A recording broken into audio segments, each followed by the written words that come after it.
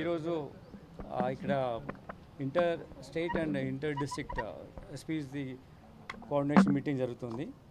దీనివల్ల ఏంటంటే better coordination among SP's ఉన్నప్పుడు ప్రజలకు బెటర్ సేవ అందించే విధంగా ఉంటుంది.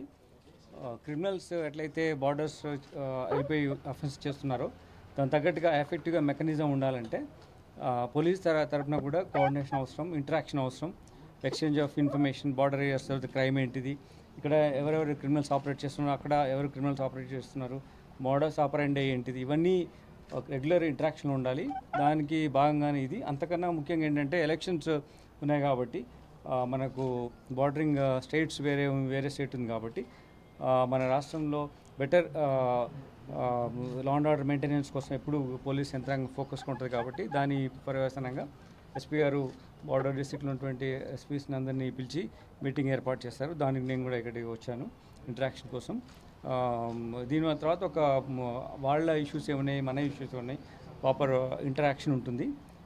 సో కోఆర్డినేటెడ్గా చాలా చెక్ పోస్టులు మనం పెట్టాల్సి వస్తుంది ఎలక్షన్ సందర్భంగా. ఇంటర్ స్టేట్ చెక్ పోస్టులు, ఇంటర్ డిస్ట్రిక్ట్ చెక్ పోస్టులు, బార్డరింగ్ డిస్ట్రిక్ట్స్ ఇవి ఉంటాయి. వాటన్నింటిని కూడా మాట్లాడి మ్యాన్ పవర్ ఎలా షేర్ చేసుకోవాలి అనే విషయం కూడా మేము దీని మీద ఇంటరాక్షన్లో ఉంటాం.